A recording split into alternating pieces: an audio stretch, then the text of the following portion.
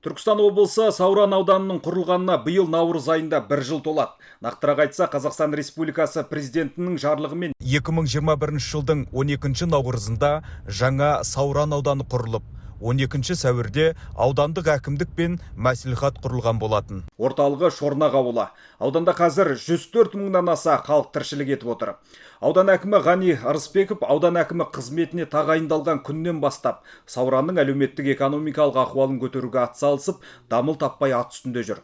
Расын айтқанда, Шорнақ өз тарихында 1 жылдары аудан орталығы қызметін атқарған, алайда ауыл аймақтар бөлінісін қайта орталықтандыру кезінде Түркістанға бірігіп кеткен. Ал енді Түркістан облысы жаңадан құрылған шақта Шорнақ қайтадан аудан орталығы болып бекітілді. Шорнақтың бүгінгі Қаңторғай, Қарабайыр кейпін дамыған заманауи аудан орталығына айналдыру қазіргі атқа мінген әкімдік қызметтегі азаматтардың мойнында. Аудан әкімі Ғани Құрмашұлы алдымен ауданның ең өзекті ауыз су, газ, жол салу мәселесін бірінші орынға қойған. Бұл проблемалар кезең-кезеңмен шешілуде. Алда жоспарлар мен атқаратын міндеттер жеткілікті. Осы қазір кезеңде істей алатын нәрселер біз істеп жатырмыз. Сонымен қатар міне өздеріңіз көріп отырсыздар. Шорнақ бұл ауыл, аудан орталығы бұрын енді болды деп айтқанмен, бірақ қазіргі кейпі кәдімгі ауыл.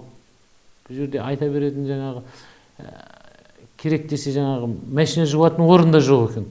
Мысалы бір ауылдарға тән өзің жаңағы машина жуатын орында жоқ. Үлкен дүкендерде жоқ ондай. Кішігірім ауылдың бір күйбең тіршілігі. Осы нәрсенің бәрін үлкен ауданның орталығына айналдыру керек. Бұл үлкен жұмыс. Қазіргі таңда ауданға қарасты 35 елді мекен бар. Оның ішінде 31 елді мекенге Түркістан және Кентау қаласының тарапынан ауыз сумен қамтамасыз ету құрылыстары жүргізілген. Ендігі кезекте 2022 жылдың жоспарына сәйкес Ойық елді мекеніне ауыз су тарту үшін жобалық құжаттамалар әзірленуде. Жоба құны 160 миллион теңге. Сондай-ақ Шоқтас пен Еңбекші диқан ауылдары ауыз сумен қамтылмақ. Мақсат сағатпен берілетін ауыз су мәселесін жою. Сондай-ақ тұрғындарды Оранғай, Қарашық, Жүйнек ауылдарын газбен қамту 2022 жылдың еншісінде. Айта кетейік, Шорнақ елді мекенінен 38 гектар бөлініп, аудандық әкімшілік іскерлік орталығының құрылысы биылдан бастап жүргізіле бастайды.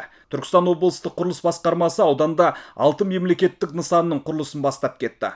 Аудандық әкімдік, қазынашылық мекемесі, прокуратура, сот, мәдениет үйі салынбақ. Міне ауданның келбетімен көркі болашақта балалар ойын алаңдары, спорттық кешендер, саябақтар салумен де жандана түспек.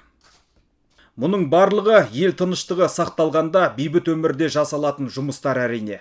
Кешегі қаңтардың басында болған халық наразылығымен қатар ел үшін алатайдай бүлдірген бұзақылық әрекеттер халықты әбігерлендіріп жіберді. Дегенмен Сауран ауданы бұл күндері тыныштық құшағында болды. Жаппай тәртіпсіздіктер орын алған жоқ. Қазіргі таңда Сауран Түркістан ауданынан Қызылорда облысына кететін бағытқа блокпосттар қойылған. Қауіпсіздікті қамтамасыз ету мақсатында құқық қорғау қызметкерлермен бірге саурандық азаматтар мен қызметкерлер де бірлесіп ауыл аймақ тыныштығын күзетуде. Ауылда әрбір елді мекенде, әрбір көшеде өздерінің белсенділері бар. Біз өздеріңізбен бір сұхбат бергенінде есіңізде бар болса, сол кезде біз айтып едік. Әрбір көшеге өзінің белсендісі, жаңағы олардың ең басты мәселе елдің татулығын, бірлігін сақтап отыру, сол көшенің тазалығын қарап отыру, сол көшенің мәселелерін қарап отыру, осындайларды ұйымдастырғанбыз. Осы ұйымдасқан мәселе кешегі осы бір қиын қыстау кезеңде өте өзінің әсерін берді. Біз сол өздеріміздің белсенділері арқылы, біз өзіміз бармай-ақ, солар арқылы сол халыққа жұмылдыра білдік. Жастарымыз көшеге шығып кетпеді. Түркістан облысы әкім тапсырмасына сәйкес Сауран ауданына, Сауран әкімдігіне осы блокпост құруына, әскери қызметшілерге, осы блокпостта тұрған қызметшілерге жағдай жасау үшін ең басты біз 2 полевой стандық палатка құрдық. Сол полевой stand палаттың біріншісінде ол бізде столовый, кухня, тамақ жейтін ас бөлмесі. Біз 4 мезгіл тамақ ұйымдастырып жатырмыз. Және кешке ауыспалы түрде жатақхананы ұйымдастырғанбыз. Түркістан облысы және Қызылорда облысының екеуінің бекітілген жеріне стационарлық пост арнайы бекет қойылды. Кешегі төтенше жағдайға байланысты қазіргі таңда барлық автокөліктер Қызылорда бағытынан келіп жатқан бар, Түркістан бағытынан келіп жатқан автокөліктердің барлығы тексерілуде. Ішіндегі адамдардың жеке куәлігі мен және іс құжаттары, жаңа артындағы жүктерін бәрін тексеру барысында ешқандай төтенше оқиға болған жоқ. Қазіргі таңда мына қызметкерлердің барлығы тұрып, шақадай сай қызмет, ешқандай автокөлік тексерусіз өтіп жатқан жоқ. Барлығы тексеріледі. Жүк автокөліктері салондарының ішін бәрін тексеріп жатырмыз. Енді бұл жүк автокөліктердің артында пломбы сит, пломбысын аша алмаймыз. Ал ашығы болсын, артын ашып тексеріп жатырмыз. Ал мынандай жеңіл автокөліктер багажы бар, ішіндегі адамдардың бәрін сыртқа шығарып түсіріп, тексеру өте жақсы болып жатыр қазіргі таңда. Еліне адал қызмет ететін азаматтар осындай ел басына күн туған қысылтаяң шақта көрінеді. Мемлекеттің басты бөлшегі халық.